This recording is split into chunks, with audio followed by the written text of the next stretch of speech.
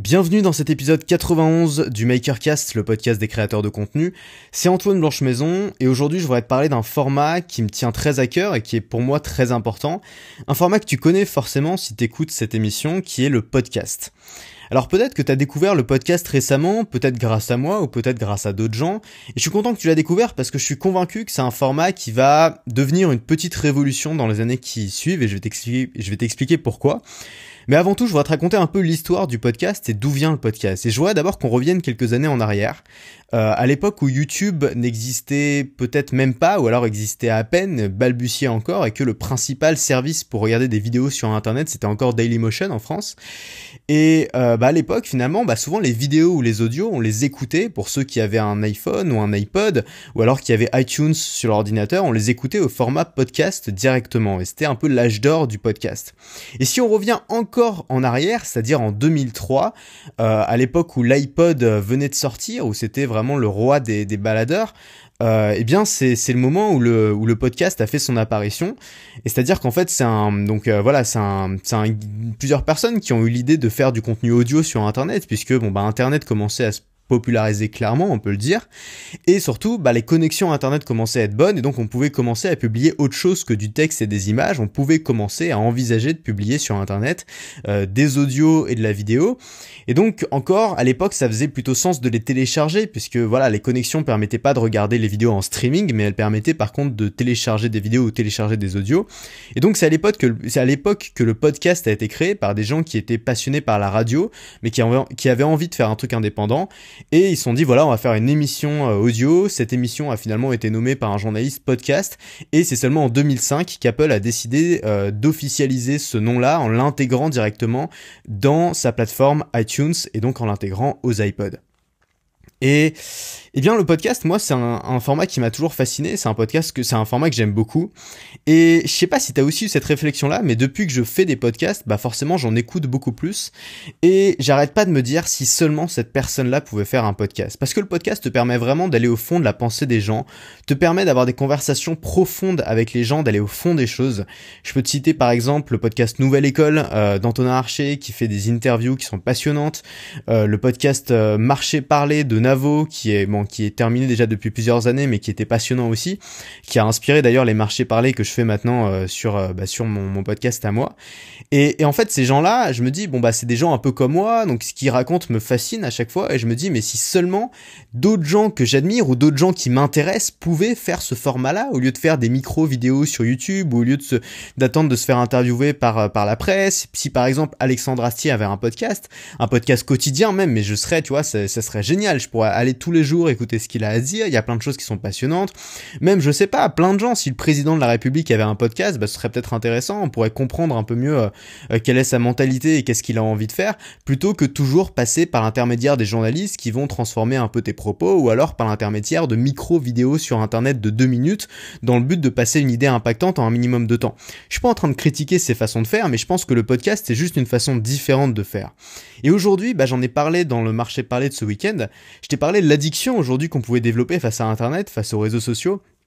face à ce qu'on peut appeler le binge-watching de vidéos sur Internet. Alors, peut-être que t'en es pas victime, mais je vois beaucoup de gens autour de moi qui en sont victimes, et ça m'arrive aussi d'en être victime. C'est de passer des après-midi entières à regarder des vidéos YouTube sans intérêt, à regarder toutes les petites vidéos de comiques ou d'humour que tu vois, à binge-watcher une série sur Netflix, bref, à passer beaucoup de temps, finalement, à regarder des formats très courts, des formats qui nous tu vois, quand on regarde des heures et des heures de vidéos sur YouTube, parfois on se réveille un peu à la fin, et on se demande ce qui s'est passé, on a l'impression d'être rentré dans une faille spatio-temporelle et d'avoir oublié le temps, tu vois, et on se réveille, on est un peu déprimé, tu sais, on s'étire, on est là, on est fatigué,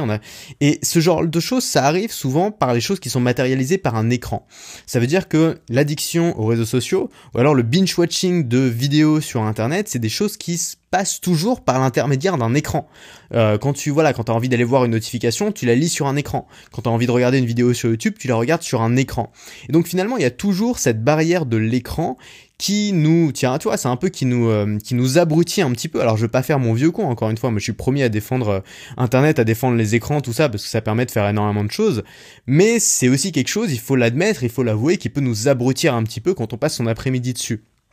Et je ressens comme un besoin, que je ressens de moi-même, mais aussi de la part d'autres gens qui me le disent, de besoin de prendre à nouveau son temps pour consulter un format, pour consulter un contenu, de regarder du format long, c'est-à-dire pas de binge-watcher des micro-vidéos 3 minutes à la suite de gens sur Internet qui essayent voilà, tu vois, de faire 50 000 trucs en 2 minutes pour faire passer un message fort, mais vraiment prendre son temps sur un format long, sur un format qui t'explique quelque chose de A à Z, sur un format qui va au fond des choses, sur un format qui n'est pas pressé, qui n'est pas en retard, qui essaye pas à tout prix de condenser son message, et sur un format qui n'a pas peur aussi d'être personnel, c'est-à-dire le format podcast. Ce que j'adore dans le format podcast, c'est que c'est un format profondément personnel où tu t'engages une discussion et puis quand tu commences à parler pendant 5, 10, 15, 20 minutes, au bout d'un moment, t'es plus en train de peser chacun des mots que tu dis et c'est là que tu commences à dire des trucs intéressants, exactement comme quand t'es dans une conversation avec un ami et que ça fait 2 heures que vous parlez et que vous commencez à aller dans des sujets qui sont vraiment intéressants. Ce genre de choses-là, ça peut pas passer dans un format de 2 minutes, il faut prendre son temps pour le faire. Et peut-être tu ressens comme moi ce besoin de prendre son temps, de revenir dans des formats longs, et finalement, les seuls formats longs qu'on a à nos dispositions, c'est les livres, sauf que les livres demandent, un peu comme les vidéos, de l'attention, du temps, de la concentration, c'est-à-dire qu'on peut pas faire autre chose en même temps, tu peux même pas, tu peux pas marcher dans la rue en lisant un livre, tu peux pas faire du vélo en lisant un livre, tu peux pas être dans ta voiture en lisant un livre.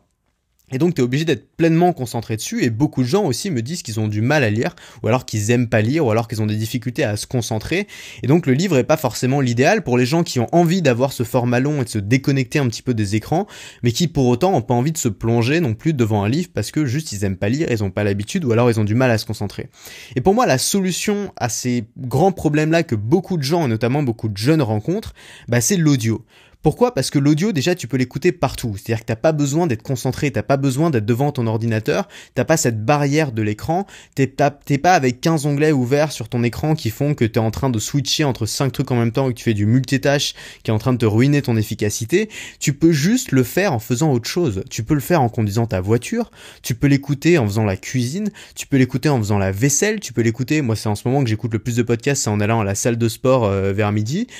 tu peux l'écouter dans tes trajets, à pied, en voiture, en métro, à vélo, n'importe quand. Et ce qui est formidable, c'est qu'en fait, toutes les tâches que tu fais dans ta journée qui te demandent pas d'une concentration folle, comme par exemple faire la cuisine, moi maintenant j'aime beaucoup faire la cuisine parce que justement j'en profite pour m'écouter un bon podcast, un bon format long, c'est des choses que tu peux faire en écoutant ton podcast. Et le podcast finalement, c'est un peu comme un ami qui t'accompagne. Moi c'est vraiment comme ça que je le vois, c'est-à-dire que les gens desquels j'écoute des podcasts rapidement font véritablement partie de ma vie. C'est-à-dire que c'est des gens que je connais bien, et peut-être que tu ressens ça aussi avec moi, souvent c'est ce qu'on me dit quand on me rencontre à une rencontre abonnée ou à un dîner, c'est que voilà, je connais beaucoup sur toi, j'ai presque l'impression que tu fais partie de ma vie parce que tu m'accompagnes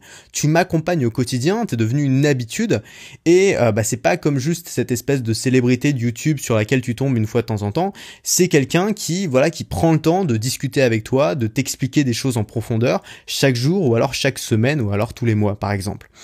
Ensuite, t'as pas cet écran, donc t'as pas cette barrière qui, moi, je juge fatigante au bout d'un moment, tu vois, parce que quand tu te rends compte que, quand tu lis un livre, c'est devant un écran, quand tu regardes une vidéo, c'est devant un écran, quand tu travailles, c'est devant un écran, quand tu communiques, c'est devant un écran, finalement, t'as vite fait de passer toute ta journée entière devant un écran, c'est déjà le boulot de la plupart des salariés, c'est d'être dans un bureau devant un écran toute la journée. On sait aujourd'hui les problèmes que peuvent créer les écrans, notamment les problèmes de vue qui peuvent venir avec le temps, mais aussi les problèmes pour dormir. Les écrans, la lumière bleue des écrans est un des principaux freins pour le sommeil. T'as pas ce problème évidemment avec le podcast puisque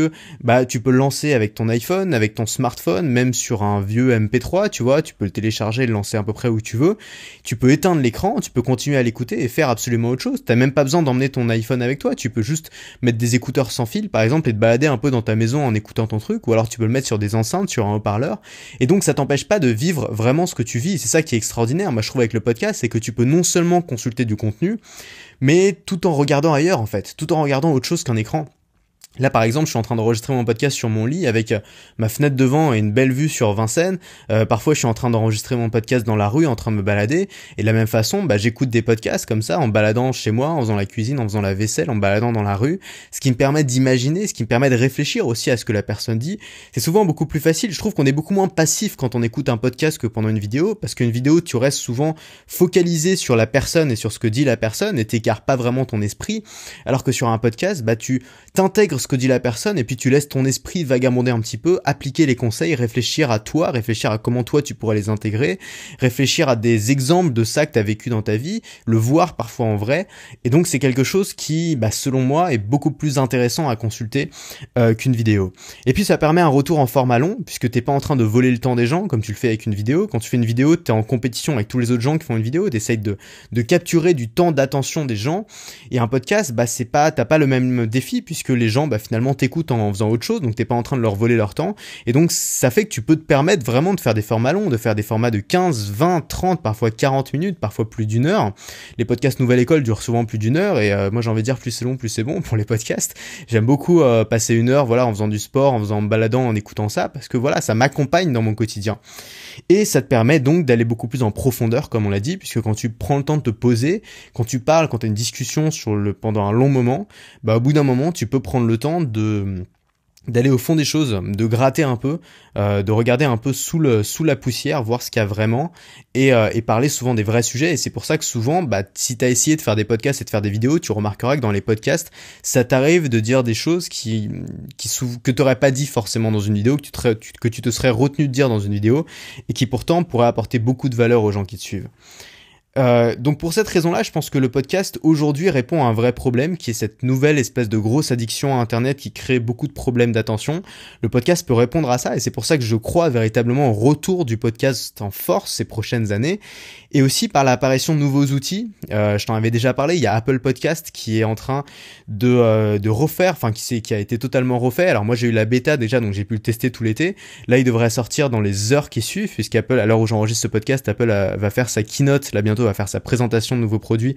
d'ici quelques heures, donc ça sera pour tout le monde. Il y aura en plus des analytics, donc des statistiques d'écoute pour les créateurs, donc il y aura pas mal de fonctionnalités en plus et l'interface change pas mal. Il y a notamment un nouveau moteur de recommandation qui est assez efficace. Je pense que ça va aider le podcast à s'améliorer, de voir que l'entreprise numéro 1 qui est derrière ça, qui est Apple, continue à innover là-dedans. D'autre part, tu as d'autres entreprises qui se mettent sur le coup, des startups qui font beaucoup de choses, comme par exemple Anchor, donc j'ai déjà parlé, Anchor, qui est une entreprise qui rend vraiment le podcast populaire pour tous, c'est-à-dire que tu appuies sur un bouton, tu l'enregistres, tu réappuies sur un bouton, tu l'envoies et automatiquement le podcast est créé, le flux RSS est créé, il est soumis à iTunes et à Google Play. Donc c'est aussi quelque chose qui est en train un peu de révolutionner la façon dont on crée et dont on publie des podcasts, mais aussi la façon dont on les fait connaître, puisque Anchor te permet notamment, alors je sais pas s'ils le font encore avec la version française, mais ils le font déjà avec la version américaine, te permet par exemple de mettre automatiquement ce que tu dis dans le podcast, de détecter ce que tu dis, de le mettre sur une vidéo et de ensuite partager cette vidéo par exemple sur Facebook ou sur Twitter, donc de rendre pour la première fois le podcast viral, ce qui peut être très intéressant aussi. Et puis tu as des outils en ligne qui sont extrêmement simples, par exemple Dropbox to Podcast que j'ai découvert il y a quelques mois quand je cherchais un outil simple pour mettre en ligne mes podcasts, qui consiste simplement à mettre un fichier audio dans un dossier Dropbox et qui automatiquement t'ajoute l'épisode sur ton podcast sur iTunes. Donc il y a plein de choses assez extraordinaires qui sont en train d'être créées. Et finalement, le podcast, pour moi, c'est un peu le contenu ultime, l'ultime format qui tire parti de toutes les nouvelles technologies aujourd'hui d'Internet, c'est-à-dire de création et de diffusion de l'information, sans être victime de ces déviances, c'est-à-dire sans être victime de cette sorte d'abrutissement qu'on peut connaître quand on est toute la journée devant un écran. Et je pense que c'est une façon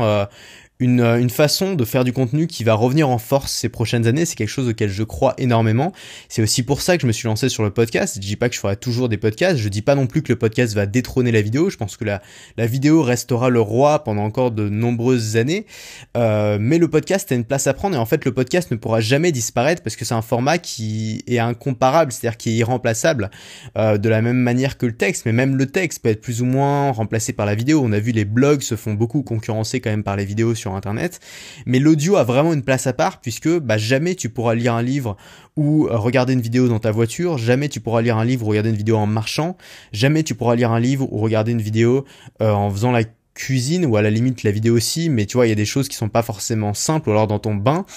Et pourtant, tout ça, tu peux le faire avec le podcast et c'est un format qui te libère de tes écrans, c'est un format qui te libère de toutes ces notifications, tout cet environnement, toutes ces choses qui clignotent et qui bipent et qui font du bruit dans tous les sens, et qui te permet de te retrouver seul à seul avec quelqu'un, d'aller au fond de sa pensée, et en plus qui permet d'avoir des très très bons résultats au niveau business. Voilà. C'est tout ce que je voulais partager avec toi, rien de très précis dans ce podcast, je voulais simplement partager avec toi mon enthousiasme là-dessus. Ce soir, c'est la présentation des nouveaux produits Apple, ils vont peut-être parler un petit peu de podcast, ou alors peut-être pas, mais en tout cas, il y a des nouveautés qui vont sortir dans ce sens-là. Moi, c'est un peu ma coupe du monde à moi, donc je vais m'installer bien confortablement avec une bonne salade crue qui remplacera le popcorn dans mon cas, et je vais me faire plaisir. Alors je sais que ça fait un peu ridicule de dire que je vais m'installer avec une salade crue devant ma présentation Apple, mais voilà, c'est comme ça que je vis et j'assume. J'espère que tu m'en voudras pas. Moi, je te dis à demain pour le prochain épisode. Demain, un épisode important, et c'est tout. Du coup, à demain.